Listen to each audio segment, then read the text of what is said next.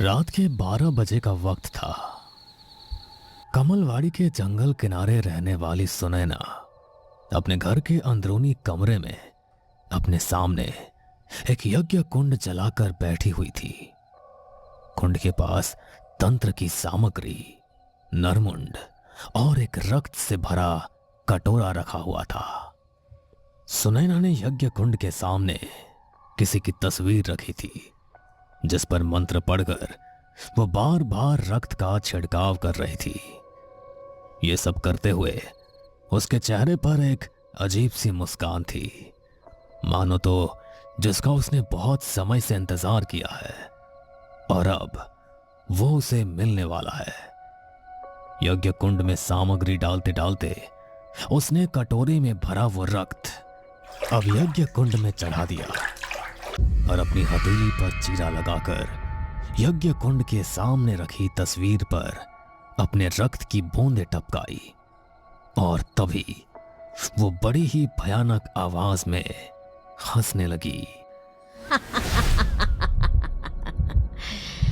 बस कुछ देर और बाकी है, तेरे लोग मुझे लेने आते ही होंगे। बस एक बार मैं तुझ तक पहुंच जाऊं, उसके बाद तो तेरी उल्टी गिनती शुरू हो जाएगी। 1 2 3 4 5 6 7 8 9। इससे पहले कि सुनैना आगे कुछ बोलती, उसके दरवाजे पर ठक ठक की आवाज होती है। सुनैना यज्ञ कुंड की आग बुझाकर हंसती हुई दरवाजा खोलने के लिए जाती है तो देखती है कि दरवाजे के बाहर जमींदार के लोग खड़े हैं। इतनी रात को तुम्हें परेशान करने के लिए माफी चाहते हैं, लेकिन मालिक का हुक्म है कि तुम्हें हवेली लेकर आया जाए। जमींदार बाबू तुम्हारा नृत्य देखना चाहते हैं। सुनैना के नृत्य को तो हर कोई देखना चाहता है, लेकिन तुम्हें नहीं लगता कि अभी समय कुछ ज्यादा हो गया है? रात के 12 बजे, वो भी जंगली इलाके से गांव की ओर जाना ठीक नहीं रहेगा। देखो, तुम्हारी सुरक्षा की जिम्मेदारी हमारी है और हमारे मालिक का हुक्म है तो हमें तो वो मानना ही पड़ेगा। हम तुम्हें कुछ नहीं होने देंगे, तुम बस हमारे साथ चलो। मालिक को नींद नहीं आ रही है, वो तुम्हारा नृत्य देखने के लिए बेचैन है। ठीक है, जमींदार बाबू का हुक्म है तो चलती हूँ। मैं भी उनसे मिलने के लिए बड़ी बेताब हूँ। भानु और विनोद सुनैना को लेकर हवेली की ओर निकलते हैं। जंगल में चारों तरफ गहरा अंधेरा था और वो तीनों एक छोटे रास्ते से धीरे धीरे आगे बढ़ रहे थे। भानु और विनोद को डर तो बहुत लग रहा था, पर उनकी मजबूरी थी। वही सुनैना मुस्कुराए जा रही थी। जमींदार बाबू अपने कक्ष में बैठा हुआ सुनैना के आने का ही इंतजार कर रहे थे। जैसे ही सुनैना हवेली में आई, जमींदार अपना कक्ष छोड़कर तुरंत ही महल के प्रांगण में आ गया। खाते टाइम भी फोन देख रहे हो? ऐसा क्या मिलता है इसमें? पैसे मिलते हैं। क्या बोल रहे हो? तुम्हारे रूप के बारे में जितना सुना था, तुम तो उससे भी कहीं ज्यादा खूबसूरत हो, लेकिन चाह तो मेरी तुम्हारा नृत्य देखने की है। नाम तो हमने तुम्हारा पहले भी सुना था, लेकिन न जाने कल रात से तुम्हारे नृत्य को देखने की उत्सुकता कुछ ज्यादा ही बढ़ गई कि आधी रात को अपने लोगों को भेजकर तुम्हें बुलवाना पड़ा। अब जिस सेवा के लिए तुम यहाँ आई हो, उसे पेश करो। अवश्य जमींदार बाबू। सुनैना का रूप इतना मनमोहक था कि एक बार यदि कोई उसे देख ले तो उसके रूप का कायल हो जाए, और ऊपर से उसका वो नृत्य जो किसी को भी उस पर मोहित कर दे। सुनैना ने जैसे ही नृत्य करना शुरू किया तो जमींदार उसमें खोता चला गया। वो एक पल के लिए भी अपनी नजरें सुनैना से हटा ही नहीं पा रहा था। जमींदार की नजरें तो मानो उसी पर टिक गई थी। अपना नृत्य पेश करके सुनैना ने जमींदार से वहां से जाने की आज्ञा ली। आपने मेरा नृत्य देखना था सो देख लिया। अब मुझे हवेली से जाने की आज्ञा दीजिए। मैंने सुना है कि तुम जंगल किनारे अकेली रहती हो। इससे तो अच्छा है तुम हमारी हवेली में ही ठहर जाओ। तुम्हारे नृत्य ने मेरे मन को मोह लिया है और मैं चाहता हूं कि अब से तुम हर दिन मेरे लिए नृत्य करो। आज के पश्चात तुम और किसी के लिए कभी भी नृत्य नहीं करोगी। भला इस गांव में जमींदार बाबू की आज्ञा को भी कोई टाल सकता है? लेकिन हवेली में ठहरने से पहले मुझे अपने घर जाकर अपना कुछ जरूरी सामान लाना होगा। ठीक है, हम भानु और विनोद को तुम्हारे साथ भेजते हैं। जमींदार ने भानु और विनोद को सुनैना के साथ उसके घर भेज दिया। सुनैना ने घर पहुंचकर दोनों को बाहर रोक दिया और अंदर अपना सामान लेने चली गई। घर के अंदर पहुंचते ही उसके चेहरे पर वही भयानक हंसी छा गई। मैंने तुझे खुद को अपने पास बुलाने को मजबूर कर ही दिया। बस अब धीरे धीरे तू हर रोज मरेगा। तुझे मैं अपनी आंखों के सामने तड़पता हुआ देखूंगी। बहुत मजा आएगा। सुनैना ने एक झोले में अपने कुछ कपड़े रखे और साथ में अपना तंत्र मंत्र का सामान रखा और भानु विनोद के साथ वापस हवेली आ गई। अगली रात अमावस की रात थी। हवेली में सब सो चुके थे। कोई यदि जाग रहा था तो द्वार पर तैनात पहरेदार, परंतु हवेली के पीछे के दरवाजे पर कोई भी नहीं था। रात के लगभग 12 बजे अपने शरीर पर एक काली चादर लपेटकर अपना झोला लिए सुनैना पीछे के दरवाजे से गांव के शमशान घाट की तरफ निकल गई। उसने शमशान घाट के बाहर दोनों कोनों पर अपने रक्त से अभिषेक किया और अंदर चली गई। उसने वहां यज्ञ कुंड जलाया और मंत्र बुदबुदाते हुए अतृप्त आत्माओं का आवाहन करना शुरू किया। उसने अपने झोले से एक छोटी मिट्टी की हांडी निकाली और उसे यज्ञ कुंड के पास रख दिया। मंत्र बुदबुदाते बुदबुदाते अचानक उसे अपने कान में एक साथ अनेकों आत्माओं की फुसफुसाहट सुनाई दी। तभी देर न करते हुए उसने अपने झोले से बलि के लिए लाई हुई मुर्गी को निकाला, जिसके मुंह और पंजों को उसने बांधा हुआ था। बिना एक भी पल देरी किए उसकी आहुति दे दी। तभी यज्ञ कुंड से धड़कती हुई आग की लपटें अचानक तेज हो गई और वहां पर चलने वाली हवा ने भी अचानक से एक भयंकर तूफान का रूप ले लिया। यज्ञ कुंड के पास रखी वह हांडी जोर जोर से हिलने लगी, जैसे तो मानो वहां की अतृप्त आत्माएं उसके अंदर समा रही हो। लगभग कुछ देर तक इसी तरह वहां भयानक हलचल होती रही और कुछ देर बाद वो हांडी और वो तेज हवा बिल्कुल शांत हो गई। उसी वक्त सुनैना ने एक काले कपड़े से हांडी को ढककर एक रस्सी से बांध दिया और उसे अपने झोले में रखकर वापस हवेली की तरफ आ गई। हवेली के पिछले दरवाजे की चौखट पर उसने उस हांडी को गाड़ दिया और लगभग 2:30 बजे वापस अपने कमरे में जाकर लेट गई। आज से वो सब कुछ शुरू होगा जिसका मैंने इतने साल इंतजार किया है। मीट सचेंद्र। उसने 12th के बाद बीकॉम किया और फिर 2 साल का MBA और सुनैना की आंखों से नींद तो मानो गायब हो चुकी थी। अपने हाथ में जमींदार की वही तस्वीर देखती हुई वो मुस्कुराए जा रही थी। जमींदार अपने कक्ष में अपनी पत्नी के साथ सोया हुआ था। तभी उसे लगा कि मानो उसके कान में आकर किसी ने कुछ फुसफुसाया। उसे अपने पैरों पर किसी का स्पर्श महसूस हुआ। किसी ने उसकी चादर को जोर से खींचा और तभी डर के मारे जमींदार की आंख खुल गई जमींदार ने इधर उधर देखा, लेकिन सामने कोई दिखाई ही नहीं दिया।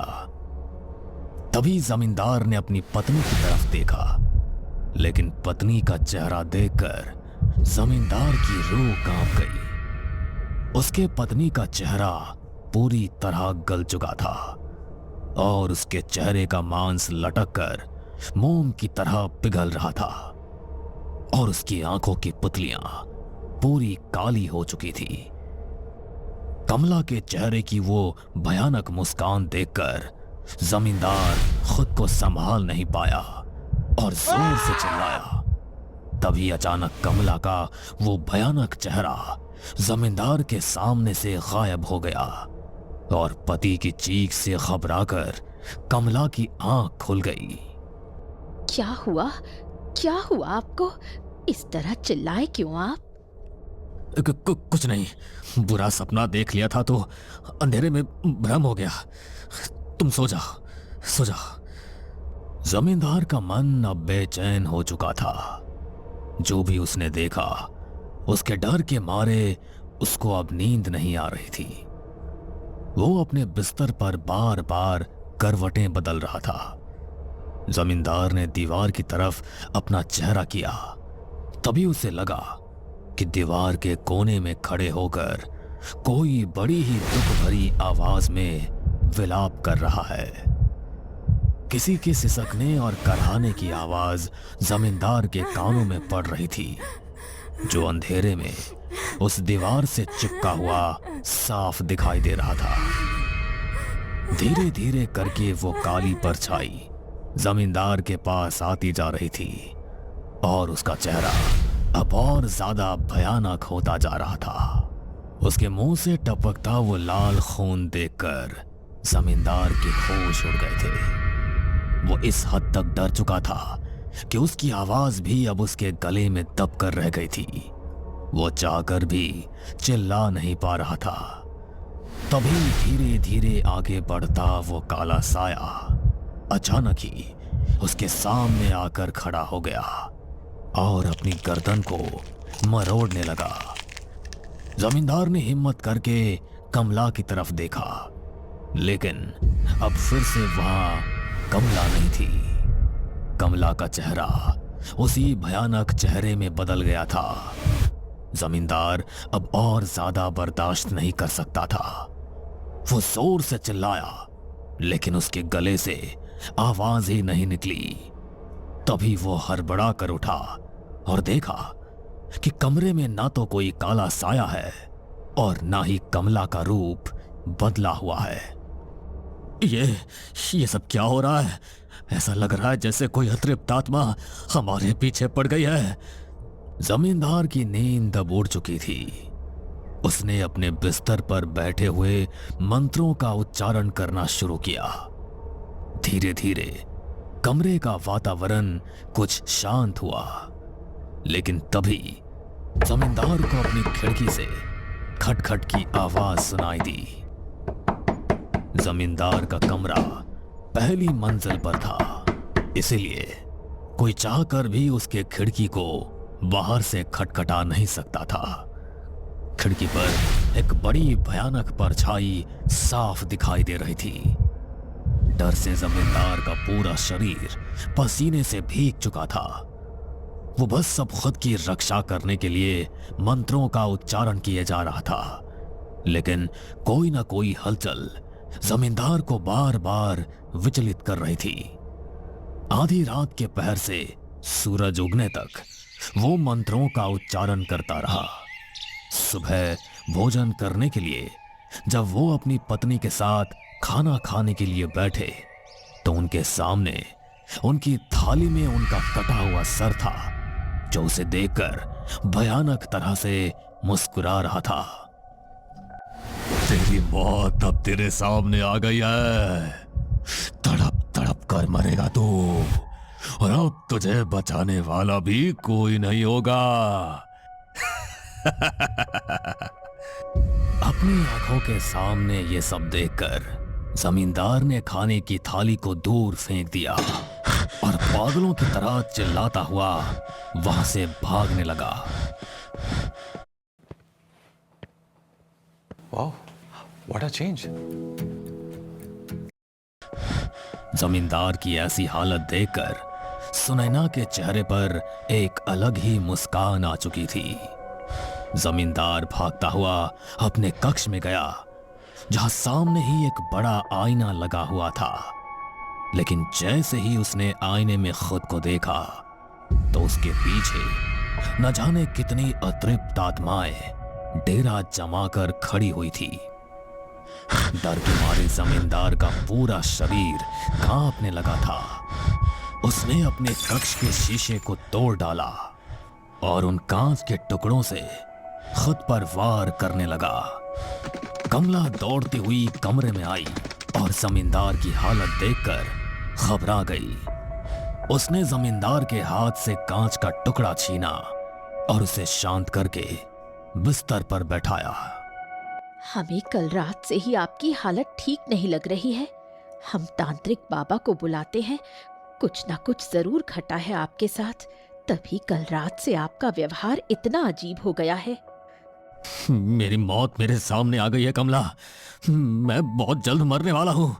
कोई मुझे बचा नहीं सकता। तुमने नहीं, लेकिन मैंने देखा कितनी सारी अतृप्त आत्माएं है मेरे साथ, और वो सब मुझे ले जाने के लिए आई है। जमींदार को देखकर कमला की आंखों में आंसू आ गए थे और वहां सुनैना के हाथों में एक तस्वीर थी जिसे देखकर उसकी आंखें भर आई थी। तुम बिल्कुल भी चिंता मत करो, तुम्हारा बदला मैं लेकर रहूंगी। अभी तो बस शुरुआत है। इसे अपनी आंखों के सामने तड़पते हुए देखूंगी मैं, और जब तक ये तड़प तड़प कर मेरे सामने अपना दम नहीं तोड़ देगा, तब तक सुकून नहीं मिलेगा मुझे। अपने किए की सजा भुगतेगा अब। हर बीतते दिन के साथ अब जमींदार की हालत खराब होती जा रही थी। अपने पास भटकती हर आत्मा को जमींदार अपने सामने देख रहा था। वो अपनी आंखें बंद करके अपने कक्ष के एक कोने में दुबक कर बैठ गया था। उसके चेहरे का मांस गायब हो गया था और उसकी हड्डियां भी अब साफ उभर कर दिखने लगी थी। आंखों के नीचे काले गड्ढे हो चुके थे और अपने बालों को नोचते हुए वो हर समय कुछ न कुछ बड़बड़ाता रहता था। मैंने तुम्हारा क्या बिगाड़ा है? मेरा पीछा छोड़ दो तुम। मैं मरना नहीं चाहता। कमला, मुझे बचा लो। ये सब मुझे अपने साथ ले जाएंगे। कमला, ये मार डालेंगे मुझे। ये मुझे मार डालेंगे। उसकी ऐसी हालत और आंखों का डर कमला को और डरा रहा था। जमींदार की बातें सुनकर कमला की भी आत्मा कांप रही थी। कमला समझ चुकी थी कि उसके पति के साथ कुछ जरूर घटा है, इसलिए कमला ने देर न करते हुए एक तांत्रिक बाबा को हवेली में बुलाया। बाबा जी, अचानक से न जाने इन्हें क्या हो गया है। कुछ दिनों पहले ये बिल्कुल ठीक थे, लेकिन पिछले एक हफ्ते से इनका बर्ताव कुछ अजीब सा हो गया है। कह रहे हैं कि कोई इन्हें मारना चाहता है। कई सारी अतृप्त आत्माएं इनके पीछे पड़ गई हैं। अब तो आप ही इसका कोई निवारण कीजिए बाबा जी। जमींदार बाबू का कथन बिल्कुल उचित है। घर में अतृप्त आत्माओं का आभास हमें भी हो रहा है। हम प्रांगण में एक सुरक्षा घेरा बनाएंगे और आपको इस घेरे के भीतर जमींदार बाबू को लेकर आना होगा, तभी हम आगे कुछ कर पाएंगे। बाबा जी ने हवेली के प्रांगण में एक सुरक्षा घेरा बनाया और वहां यज्ञ कुंड बनाकर पूजा की सामग्री रखकर बैठ गए। कमला कुछ लोगों के साथ जमींदार को वहां लेकर आई, लेकिन सामने यज्ञ कुंड को देखकर जमींदार जोर जोर से चिल्लाने लगा। तू इसे कभी नहीं बचा पाएगा तांत्रिक। इसने जो पाप किया है उसकी सजा ये भुगतेगा, और अगर तू बीच में आया तो तेरे लिए भी ठीक नहीं होगा। बाबा जी अपनी दिव्य दृष्टि से जमींदार के पीछे पड़ी सभी अतृप्त आत्माओं को देख रहे थे एक बार को तो इतनी आत्माओं को देखकर बाबा जी भी भय से कांप उठे, पर वो अपने कर्तव्य से पीछे नहीं हट सकते थे। उन्होंने अपनी हथेली पर अपने कमंडल से जल लिया और जमींदार के ऊपर छिड़कने लगे। ढलते सूरज के आगे शतरमुर्ग पे बैठे अपने पंख फैलाएं, आएंगे आपके सपनों के राजकुमार। इतनी ग्रैंड एंट्री होगी। देखा, हीरो वाली एंट्री से ज्यादा जरूरी है सही हीरो की एंट्री। इसीलिए सिर्फ शादी.com डाउनलोड नाउ।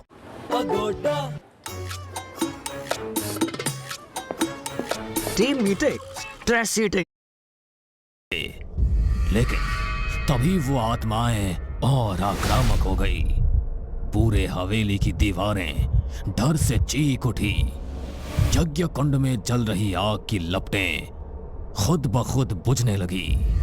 हवेली के प्रांगण में आती सूरज की रोशनी को भी मानो बादल ने ढक दिया।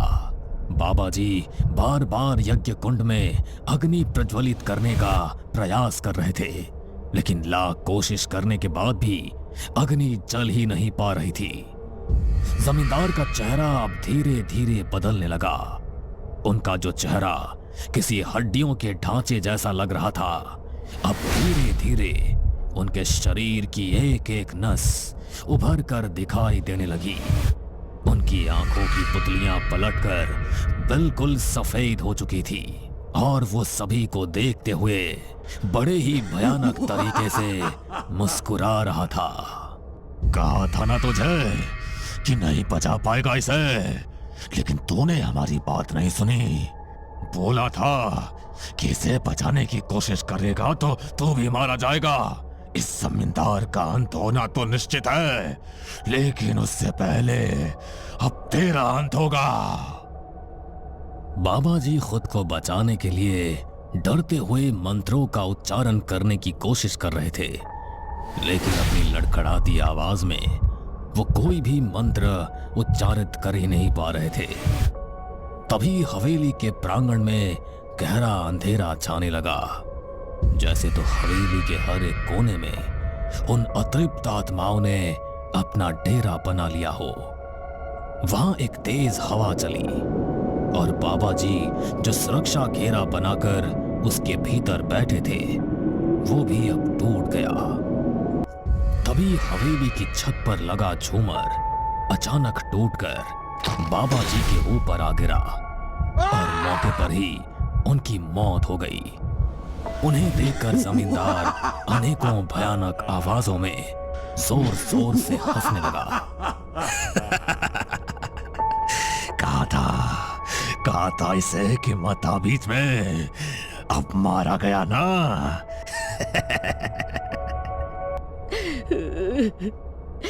आखिर कौन हो तुम? मेरे पति ने क्या बिगाड़ा है तुम्हारा? क्यों उनके जीवन के पीछे पड़ गए हो? मैं तुम्हारे सामने हाथ जोड़ती हूँ, मेरे पति के जीवन को बख्श दो। इसके जीवन का अंत तो पहले ही निश्चित किया जा चुका है। इसे कोई नहीं बचा सकता। और हाँ, ये जो भी इसके साथ हो रहा है, इसकी वजह से ही हो रहा है। अब अगर कोई भी इसे बचाने के लिए बीच में आया तो उसका हाल भी वही होगा जो इस तांत्रिक का हुआ है। जमींदार का रूप अब किसी खूंखार पिशाच के जैसे हो गया था।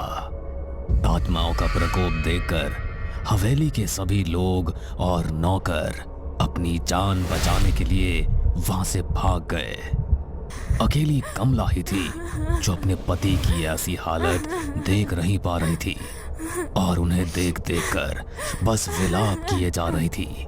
और हवेली के कोने के कमरे में खड़ी हुई सुनैना के चेहरे पर एक अलग ही मुस्कान थी। अब तेरा आखिरी समय है जमींदार। तांत्रिक तो मर गया, अब तेरी बारी है।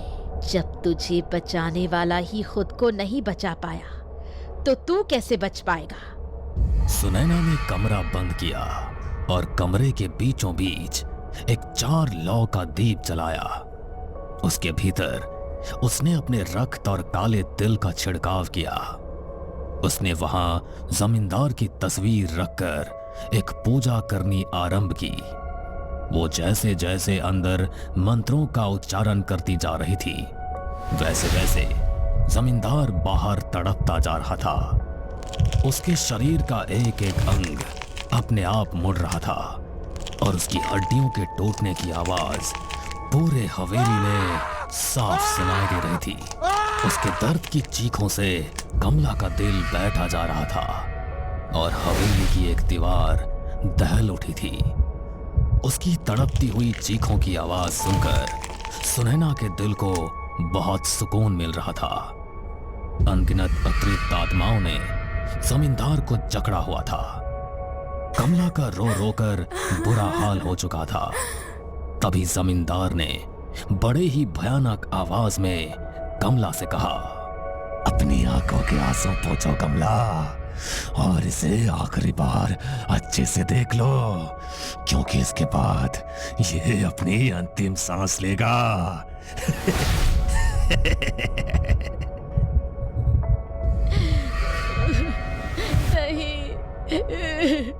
नहीं। जितने दोस्त उतना पैसा, ये मौका दे रहा है आपको मास्टर एप्पी। उन अतृप्त आत्माओं ने जमींदार के शरीर को कसकर जकड़ा और जमींदार ने अपने ही हाथों से अपनी ही गर्दन को मरोड़ डाला और उसी वक्त निढाल होकर जमीन पर गिर पड़ा। सुनैना के सामने जल रहे दीपक की लौ भी बुझ गई और सामने रखी जमींदार की तस्वीर खुद ब खुद जलकर राख हो गई। तभी सुनैना के आंखों में भी आंसू आ गए और वो अपना झोला उठाकर हवेली से प्रस्थान कर सीधी अपने घर पर जा पहुंची। वो अपने कमरे में बैठी एक तस्वीर को देखते हुए आंसू बहा रही थी। आज मैंने तुम्हारा बदला ले लिया माँ। उस दुष्ट जमींदार को मैंने मौत के घाट उतार दिया। सुनैना अपने हाथों में जिस तस्वीर को पकड़कर रो रही थी, वो तस्वीर और किसी की नहीं बल्कि उसकी मां की ही थी, जो सालों पहले उसी गांव की नचनिया थी। सुनैना की मां मायावती जमींदार के हवेली में ही रहती थी। मायावती, तुमसे अच्छा नृत्य तो कोई नचनिया कर ही नहीं सकती। हमारे हवेली में इतनी नचनिया हमारे समक्ष आकर अपना नृत्य पेश करती है, परंतु हमारे दिल को कोई मोह पाता है तो वो केवल तुम्हारा नृत्य है। जमींदार मायावती को एक अलग ही नजर से देखता था।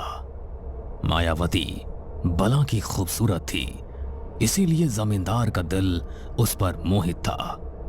जमींदार ने मायावती को रहने के लिए एक जगह दी थी, जहां छुप छुप कर वो उससे मिलने जाया करता था और दोनों के बीच एक प्रेम का संबंध बन गया था। जमींदार बाबू, आप कितने समय से कह रहे हैं कि आप मुझसे विवाह करेंगे, परंतु अब तो बहुत समय बीत गया। बताइए ना, आप कब मुझे सबके समक्ष अपनी पत्नी के रूप में स्वीकार करेंगे? अरे तुम तो अभी भी मेरी पत्नी हो मायावती, लेकिन तुम चिंता मत करो, तुम्हें मैं जल्द ही अपनी दुल्हनिया बनाऊंगा। तुम बस मुझ पर भरोसा रखो। जमींदार मायावती से झूठे वादे करता रहा और उसे अपने प्रेम के जाल में फंसा कर रखा। तभी एक रात जमींदार फिर से मायावती के पास उससे मिलने गया तो देखा कि मायावती के चेहरे पर एक अलग ही चिंता है। क्या हुआ मायावती, तुम इतनी चिंतित क्यों हो? जमींदार बाबू, अब हमारे विवाह का समय आ गया है। मैं गर्भ से हूँ। अब आप मुझसे विवाह कर लीजिए, वरना मेरी बहुत बदनामी होगी। क्या तुम गर्व से हो? ऐसा कैसे हो सकता है? नहीं नहीं, ऐसा नहीं हो सकता। तुम अपनी औकात भूल रही हो मायावती कि तुम सिर्फ एक रास्तों पर नृत्य दिखाने वाली नचनिया हो। तुम कभी भी मेरी पत्नी नहीं बन सकती। मेरे पैरों की धूल के बराबर भी नहीं हो तुम, और तुम कह रही हो कि तुम्हारे पेट में मेरी संतान है। नहीं, ये कभी मेरी हो ही नहीं सकती। बदनाम करना चाहती हो मुझे और चाहती हो कि तुम्हें मेरी दौलत मिल जाए, लेकिन मैं ऐसा कभी नहीं होने दूंगा। क्या?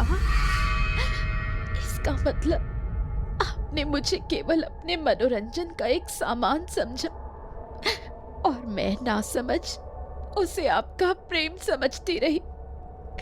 आपने मुझे ठुकराया ही नहीं है जमींदार बाबू, बल्कि मेरे चरित्र पर भी दाग लगाया है। आपने मुझे किसी लायक नहीं छोड़ा। मैं आपका सच सबके सामने लाकर रहूंगी। अपनी जिंदगी इस तरह बर्बाद नहीं होने दूंगी मैं। तुम मेरा कुछ नहीं बिगाड़ पाओगी, और अगर तुमने ये कोशिश भी की ना तो अंजाम तुम्हारे लिए अच्छा नहीं होगा। आज के आज ये गांव छोड़कर चली जाओ, वरना ना तो मैं तुम्हें छोड़ूंगा और ना ही तुम्हारे पेट में पल रहे तुम्हारे बच्चे को मार कर किसी जंगल में फिकवा दूंगा ना तो कभी किसी को तुम्हारा शव तक नहीं मिलेगा। जंगली जानवर नोच कर खत्म कर देंगे तुम्हें। अपनी और अपनी संतान की जान बचाना चाहती हो तो इस गांव से इतनी दूर चली जाओ कि कभी ढूंढने पर भी ना दिखाई दो, वरना। जमींदार की बातों से मायावती साफ समझ गई थी कि अगर वो यहाँ से नहीं गई तो जमींदार सचमुच उसे और उसकी होने वाली संतान को दुनिया में आने से पहले ही खत्म कर देगा। अब रूटीन बन गया है, रात 11 बजे होता है सीखो टाइम। ऐप खुलते ही करियर ग्रोथ कैटेगरी दिखती है। Navigate the FNO space, the Angel One Way, access strike price। इसीलिए वो अपना सारा सामान और जो गहने उसे जमींदार ने भेंट स्वरूप दिए थे उन्हें लेकर रातों रात वहां से बहुत दूर एक गांव कमलवाड़ी के जंगल किनारे में आकर बस गई। उसके पास जमींदार का दिया हुआ कुछ धन था जिससे उसने एक घर बनवाया और उसी घर में अपनी बेटी सुनैना को जन्म दिया। लेकिन जो जमींदार ने उसके साथ किया उसके कारण वो समाज में कभी किसी से नजरें नहीं मिला पाई और न ही उसे किसी ने अपनाया। मायावती के मन में जमींदार के प्रति आक्रोश था। बचपन से ही उसने अपनी बेटी को उसके साथ घटित जमींदार के संदर्भ में कुछ बताया ताकि एक समय ऐसा जरूर आए जब उसकी बेटी उसके साथ किए का बदला जमींदार से जरूर ले। धीरे धीरे सुनैना बड़ी हुई और उसके मन में जमींदार के लिए वो आक्रोश और बढ़ता गया। तुम चिंता मत करो माँ, उस जमींदार से तो मैं बदला लेकर रहूंगी। उसने तुम्हें अपने पैरों की धूल समझा था ना, उसी धूल में मिलाकर रख दूंगी मैं उसे। ऐसा हाल करूंगी उसका कि कोई भी उसे बचा नहीं पाएगा। कुछ समय बाद मायावती ये दुनिया छोड़कर चली गई और सुनैना ने जमींदार का अंत करने के लिए तंत्र का सहारा लिया ताकि वो जमींदार को तड़पा तड़पा कर अपनी आंखों के सामने मरता हुआ देख सके। मैं जानती हूँ कि अब मुझे कोई नहीं बचा सकता। वो आत्माएं अब मुझे भी अपने साथ लेकर जाएंगी, लेकिन मैं संतुष्ट हूँ कि मैंने तुम्हारा बदला लिया माँ। अब मैं सुकून से मर पाऊंगी। अचानक सुनैना की आवाज लड़खड़ाने लगी। उसने अपने हाथों में जो अपनी मां की तस्वीर पकड़ी हुई थी वो भी उसके हाथों से छूटकर नीचे गिर पड़ी। वो अतृप्त आत्माएं सुनैना पर हावी हो गई और उसका शरीर बुरी तरह से तड़पने लगा। उसकी आंखें पलटकर ऊपर को हो गई। वो अपने ही शरीर को तोड़ने मरोड़ने लगी और उसके नाक और कान से खून बहने लगा और कुछ ही देर में उसने अपना दम तोड़ दिया। सुनैना ने अपनी मां का बदला लेने के लिए तंत्र का सहारा लिया था और तंत्र कभी किसी का सगा नहीं होता। जो भी तंत्र साधना करके किसी की मृत्यु का आवाहन करता है तो वो अतृप्त आत्माएं उसे भी हमेशा के लिए अपने साथ ले जाती है। सुनैना ये सब पहले से ही जानती थी, इसलिए जमींदार की मृत्यु के बाद वो अपने अंतिम समय के लिए अपने घर वापस आई थी। कहते हैं आज भी उस घर में सुनैना की आत्मा भटकती है और आसपास रहने वाले लोगों को आज भी रात के समय उस घर से गायन और नृत्य करती हुई सुनैना के घुंघरुओं की आवाज साफ सुनाई देती है।